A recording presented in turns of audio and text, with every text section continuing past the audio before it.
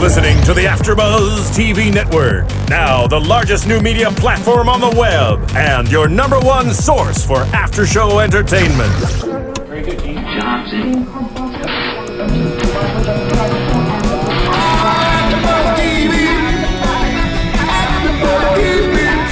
From the AFTERBUZZ Studios in Los Angeles, California, presented by Maria Menounos and streaming live thanks to Akamai Technologies, this is AFTERBUZZ TV for 16 and Pregnant. We'll break down tonight's episode and get you all the latest news and gossip. And now, another post-game wrap-up show for your favorite TV show. It's AFTERBUZZ TV's 16 and Pregnant After Show.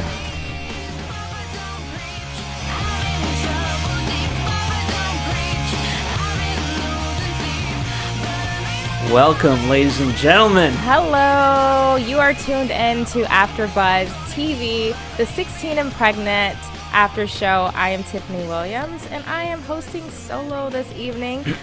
But I do have the lovely super producer, Phil Svitek, joining me from the booth. What's up? Hello. You don't know this, Tiffany, but back when Ed Bowling, you got to go through the AFTERBUZZ archive history. He was hosting. Him and I he'd kind of host it solo, and I'd kind of help him co-host, but Ed was great, and I'm excited to see what you do on your first solo show. So much pressure. Thank you for giving me that pressure off the top, but it's okay. It's all good. Hopefully I can fill Ed's shoes tonight. Are you ready to discuss teen pregnancy with me? I am. All right, well, so luckily not firsthand. I'm not. I don't know it firsthand. Well, I will fill you in. So this episode, we were introduced to a young lady who was a high school junior by the name of Summer. She resides in Collins, Georgia, and her thick Southern accent took me back home a little bit. I'm from Alabama, and so maybe I'm gonna host the whole episode tonight with a should do it. Southern accent. I'm gonna talk like this, and because their accent was so sweet and innocent, and I just loved it so much. I'm loving yours. You're pulling it off quite nice. Quite nice. Well, I am from Alabama, so anyways, the scene opened up on a big monster truck of Summer driving her and our three half-sisters around. They were actually going to go get manicures, and we learned then that her mother is a struggling addict. She has a pill addiction, and she's kind of abandoned all four of the girls and kind of left them to be raised by their fathers. So they go off to get their nails done in the salon, and they share a moment of sadness because their mother basically abandoned them. And Summer says that she had to be basically raised by her dad, and they kind of discuss the awkwardness of getting your lady time, they call it, your period basically, and your dad having to go buy tampons for you and bras for you because their mom was not available. And I think that that kind of weighed heavily on Summer throughout the episode because she did not want to end up like her mother. Phil, I have a question for you. Sure. Whenever, for me at least, when I listen to the 16 and Pregnant After shows here, I'm always curious, do the girls kind of, what mold do they fit in the sense of, if there is, even if there is a stereotype of like, oh, this is what led to this.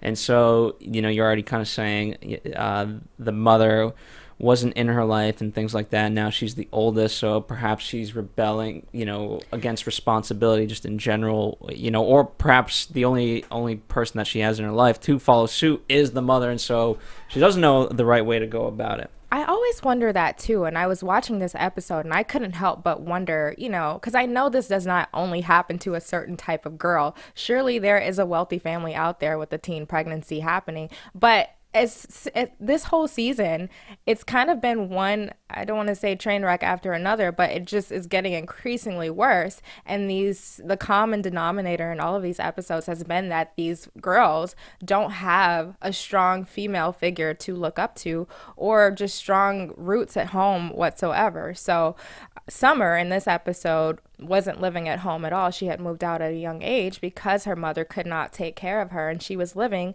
with her boyfriend DJ, which I imagine that's how the baby came about. So Well, that's what was surprising to me, is the fact that he was supportive most of the time. At least for me, I look at, especially being that young, as a guy, you want to run for the hills. Exactly. No responsibility. What?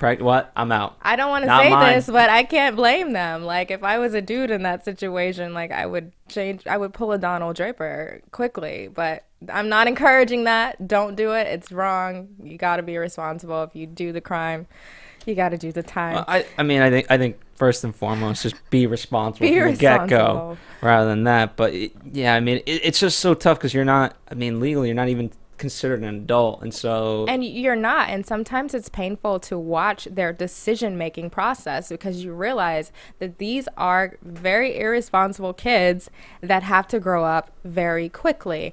And in this case, I loved that DJ was very supportive of his girlfriend. They were already living together, which is something that most couples don't really get to until they're in their 30s. But because she had no home, his parents basically became her parents, and so they kind of were managing her life and making sure that she finished school on time. He had already dropped out to get his GED, but he stuck by her. He wrote a nice little song for her in the beginning, and they seemed very much in love. They seemed very mature together. So I thought that was quite impressive. As did I. I mean, it's. I don't know. For me, at least, it's been a while since I revisited the show, and so it's just kind of nice to see that side of it. It's, to me, it's different from what I've seen on the show. Absolutely. Not that I'm, seeing every episode, not that but you're a super fan, but by any means, not as much as you guys certainly, Oh. but I can respect it, and yeah, I mean, I can respect any person, male, female, that can make the best of a situation in that respect, and maybe despite certain circumstances, still make the best of any situation, and not run away from it. Absolutely. And he definitely demonstrated that throughout the series, but we do have some news and gossip to get to a little later. That says otherwise. So one of the things that she relied on him heavily for was the failed relationship with her mother. Like, she wanted to keep putting trust in her mom, but her mother had let her down so many times because of her pill addiction. So there's one scene where she is visiting her mom, and her mom is like, I've been clean for 3 weeks. And Summer was a little bit shocked because her mom has never been clean for that long. And even her mom kind of looked like she was lying a little bit. But, it was a good, happy moment for them. Flash forward to a week later when Summer goes to pick up her mom to have a nice little girls' night out, because they've never had that during their whole relationship because her mom is an addict. And her mom is obviously high the whole time. And Summer starts whispering in the car, like it's just her mom and like a tiny GoPro camera, like no one's around. But she's like whispering, I can't believe you're high, you're messed up, Mom. And she was devastated. And it was really hard to watch because she had looked forward to spending so much time with her mom, and her mom showed up high, like the one night that they have together. It's that, and it's also, at a time like this, when the mom's going to become now the grandmother, and, this is the person that, now, okay, you're trying to get perhaps answers from any which way you can, and, okay, you have your own mother, so how do you, you can be like, okay, well, I certainly don't want to be a mother like this. And, you would hope that perhaps this situation changes, the relationship that's already pre-existing. And so I don't think it was just about the spending of that time. I think it was like, okay, this could symbolize a new change for everybody. My relationship with her can completely change, and maybe she can get better, and maybe she can be a positive influence on me. So that way I can be a good mother to my child. Wouldn't that be a likely story? Needless to say, she definitely seemed more responsible in this scenario than her mother, and she ended the date without even going out at all because she was so hurt. She called DJ up and was crying, and she's like, I can't believe she would be high this one time that we get to spend together. So the date ended early. She was pissed off at her mom, and then flash forward to another day where she, is defending her mom to DJ, basically sharing that she loves her mom so much. She wants to hang out with her and have a relationship with her, but it's just not possible. So I think to take their minds off of things, they kind of went shopping for the baby. And they couldn't afford to buy a crib at the store, so they bought one online. And this again, here's the thing, nothing wrong with that. I mean, if it's not, but then you think about how people go to great lengths to baby proof everything and to do all of this extra stuff, and they kind of, it made me uncomfortable. And there's nothing wrong with buying baby things. Here's the thing, baby proof, like, yeah, you absolutely want a baby proof, but one of the easiest baby proof methods is to always be with, have a constant lookout for the baby. So there are cheap alternatives, i.e. just always have a parental supervisor or whatever you call them watching the child. Okay, well, let me see how you would handle this scenario for your unborn child. You go to buy a baby crib and you arrive. The baby crib is on the outdoor porch. The lady has a patch on her eye when she comes to the door. The crib is loose and kind of wiggly. I mean, how do you approach that? The whole thing seems a little unsafe. I get that aspect of it, but in that respect, they were trying to just figure out a way to do it. So it was, you can't necessarily put that on them and say like they're unsafe parents. No, you can't say that. I can't say that. I definitely might be on a little bit of a high horse here, and I take full responsibility for that. But I could not put my baby in a wiggly crib that I found on somebody's porch. So anyways, they get the crib. They're excited about it. It looks nice from the outside. It looks fine.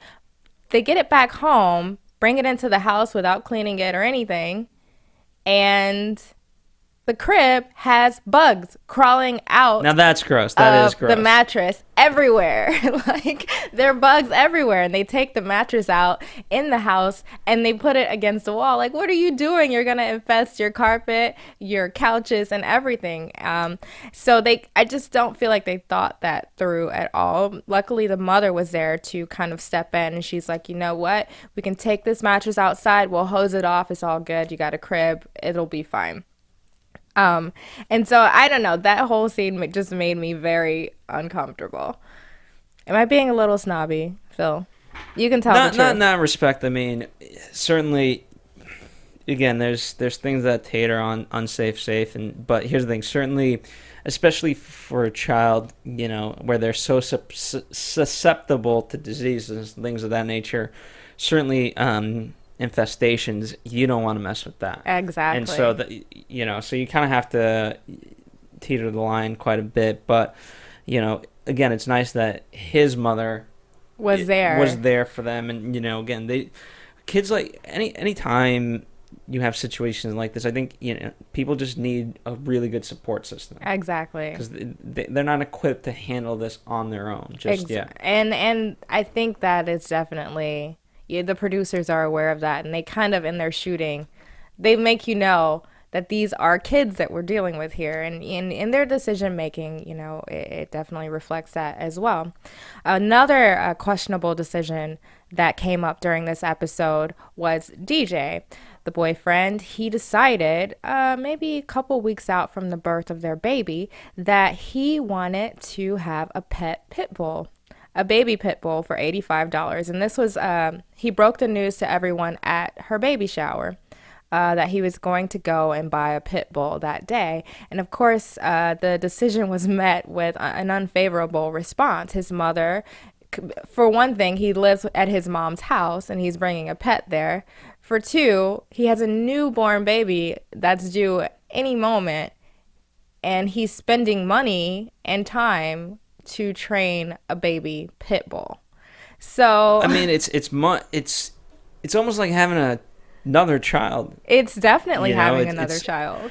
It's definitely time. It's definitely money. And while pit bull may be easier, it's certainly not going to be easier if you have a child on its way. Exactly. So having a newborn baby and a newborn puppy, it was just kind of like the worst. I felt like it could have been one of the worst decisions ever. And then, not to, and I know pit bull lovers are going to hate me for saying this, but aren't pit bulls the worst to have around babies? I've read and I've done several segments in other work on how pit bulls tend to be a little more aggressive in nature. I know people always blame that on the owner, but they tend to be a little more aggressive around babies. Have you heard anything like that, Phil?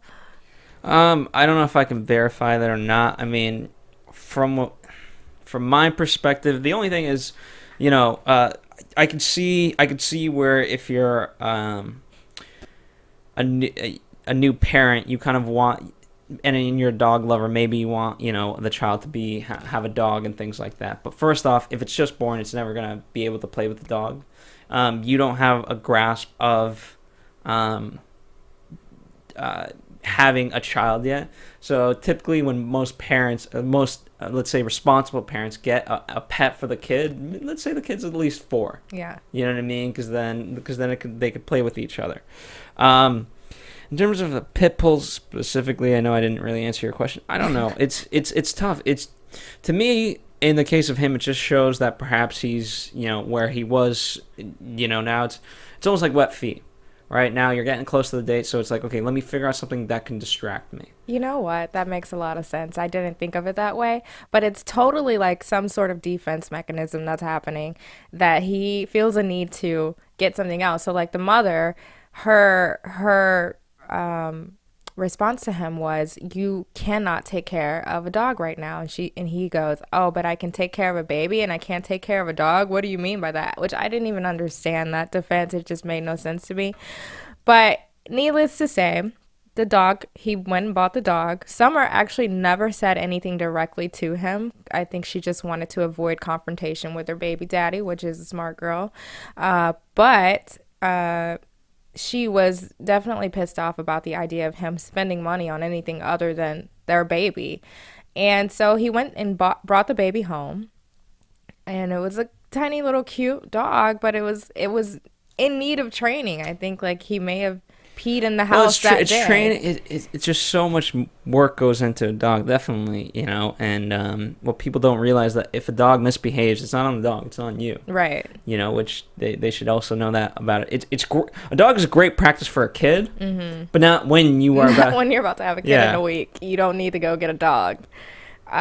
So a week later, Summer, while she's going to the toilet, discovers that her water has broken.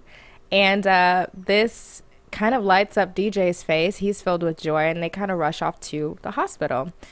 And in the emergency room, or in her hospital room, she debates about whether or not she should contact her mother, and she eventually does, because she would want to share that with her mom.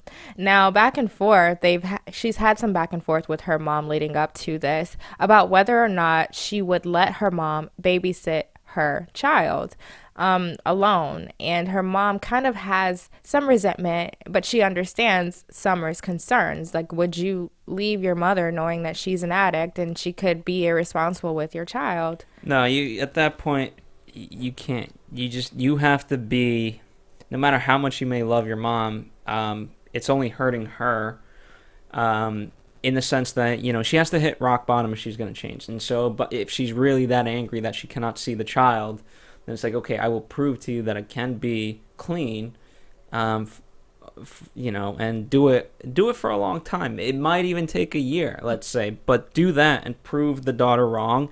And then, you know what, then it's good. Now you're building your family. Building that family. Well, to tease to a little bit later, we'll get to how rock bottom has not come yet for her. But Summer does make the decision to invite her mom to the emergency room. And her mother is like, okay, I'll be there. Just let me find a ride. And so eventually Summer has about 5 ladies in the delivery room with her. There's her stepmother, DJ's mother, her mother, and her aunt.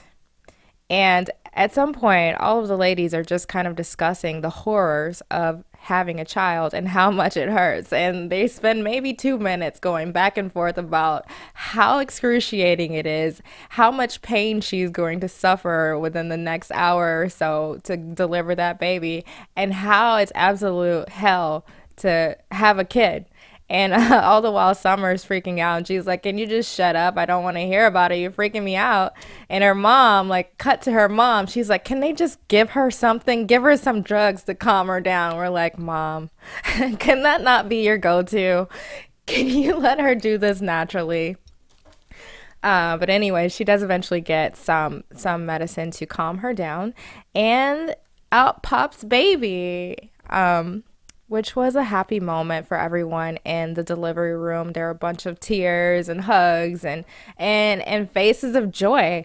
But the joy was definitely short-lived, because soon after everyone left the delivery room, the baby had an irregular heartbeat and irregular breathing pattern. So she had to be rushed off to the nearby town of Savannah, Georgia, to have that issue examined further, leaving DJ and Summer alone to kind of ponder, over this sudden drop in happiness. I mean, just in general, I feel like, from what I've seen at least, childbirth is just such a weird thing in the sense that you have a child and then you just want to hold it, right? Mm-hmm. But then even if, let's say, it's perfectly healthy, it still has to be taken away from you, for testing and, and for the various things. And so it's just such a weird feeling, to begin with, in the best of circumstances. So I can only imagine what it'd be like if you're like, wait, what? Right. And at such a young age. At such a young age. It's just such a fragile moment, too, especially after going through like that tumultuous experience of hours and hours and hours of labor, and then you're so happy and on this high that it's here, and then now it's in another city because it has lung and heart irregularities. So they end up going to Savannah, Georgia to check on the baby, and it turns out that he just had I think a bacterial infection that they monitored for a little bit, put him on antibiotics, and eventually they were able to bring him home. But because he had to stay in the hospital that long, I think it was about a week, they had to borrow money from DJ's dad in order to pay for it. And that also goes to show you, like, babies are expensive, and you incur so many unexpected fees from having a baby. And it was just kind of sad to watch. And it's only going to continue, you want to be the best parent anyone wants to be that they can be, and so you err on the side of caution, especially in those initial weeks or months even, of like, okay, well, what is this? Okay, got to get it checked out. Even though it could be nothing, obviously you don't want to look back and say, oh, we could have done something but we didn't. Right. And so unfortunately that does add up a lot. Yeah, it does. It adds up a lot, and they got a taste of that in the first week of being parents. Later, they eventually brought the baby home about a week later, and you could see a sign of relief in DJ's face, and he says, I think I'm gonna move to Oregon.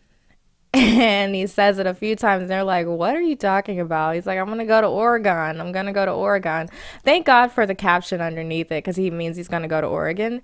And he says he wants to go there because nothing bad ever happens in Oregon. I don't know what that has to do with him and his kid, but apparently that's a theory out there. And I haven't heard before, but I've been to Oregon, and maybe I agree with him on that. I've never heard of that either. I haven't either, but apparently Oregon is the place to be if you don't want any drama in your life. So now our new parents have their baby at home, and they get to experience the joys of parenthood, the diaper changing and the crying at 3 a.m. and 5 a.m. and in the 30-minute intervals of baby fits. And Summer starts to realize how difficult it is to be a student and also a mom. So she's on her junior year in high school. She was attempting to finish up her one promise that she made to DJ's parents when they let her stay was to finish up her high school diploma and not settle for a GED.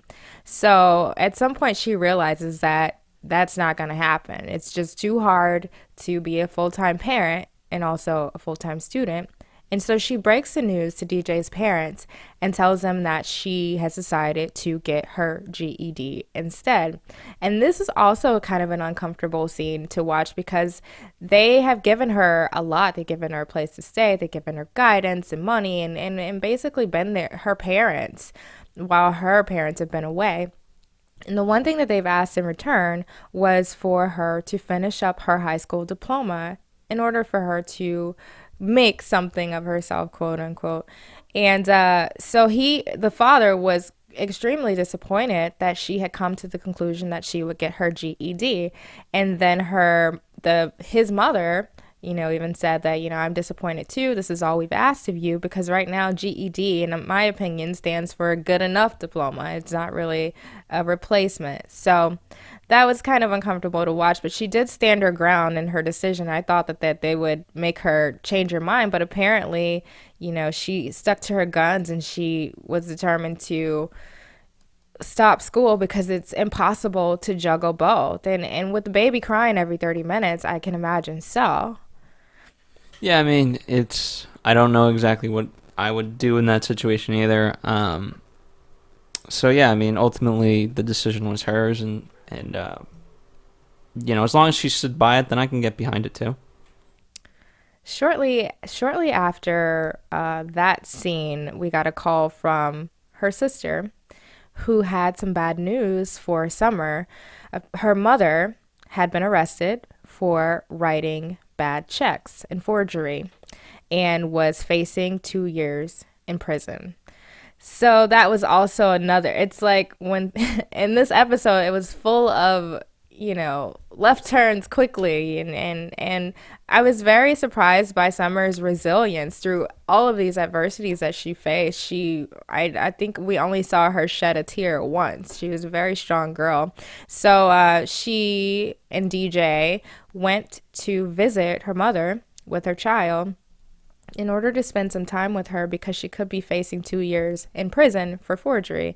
And I think that I want to say that this was her mother's realization that she might have hit rock bottom, but I don't know because she was so out of it, on pills. And sometimes when you are on drugs, you just kind of tend to spiral and spiral and spiral, and you have no idea of what is happening in your life until you do hit that rock bottom.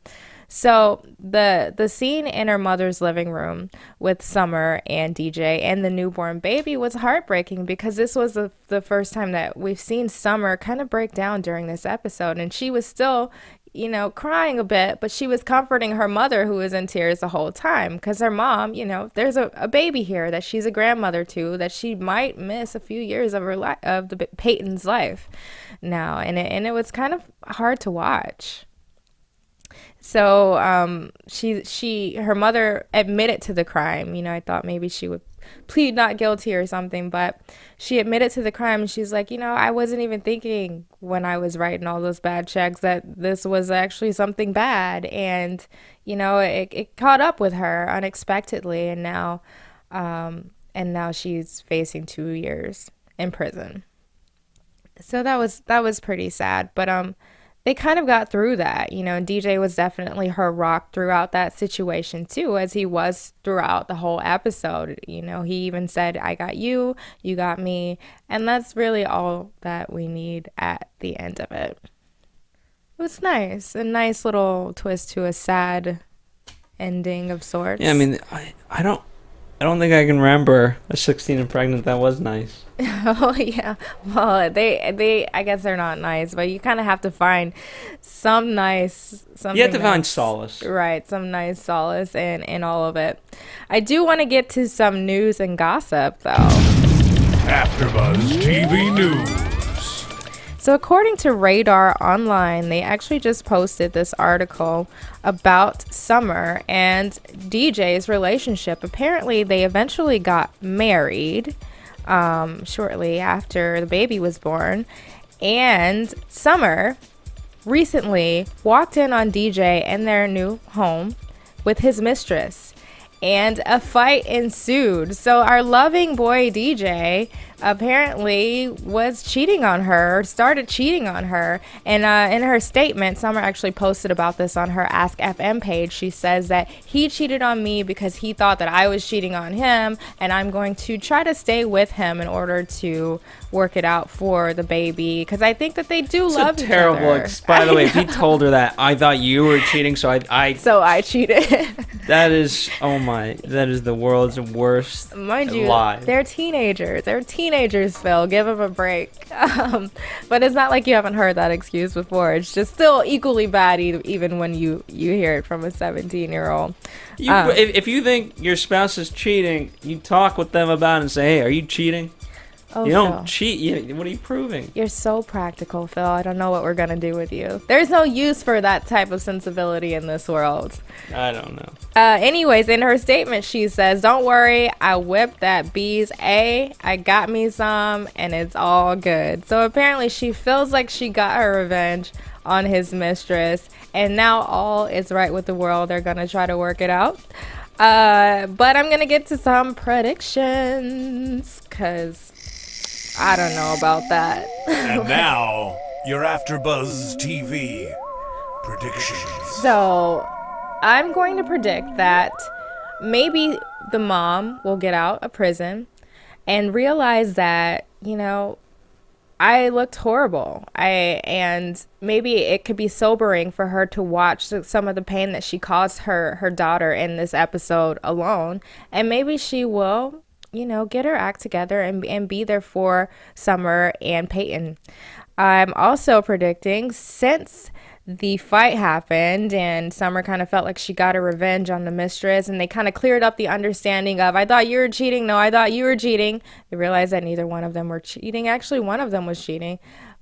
I think they're going to move past it, because during this whole episode, they seem very much in love with each other, as much as 17-year-olds can be. I think they will work through it, because they are some good Southerners. And us Southerners and us people from the South, we know how to stick by people, and we know how to take care of our own. And with that said, I think it's time to wrap this up, Phil. What do you say?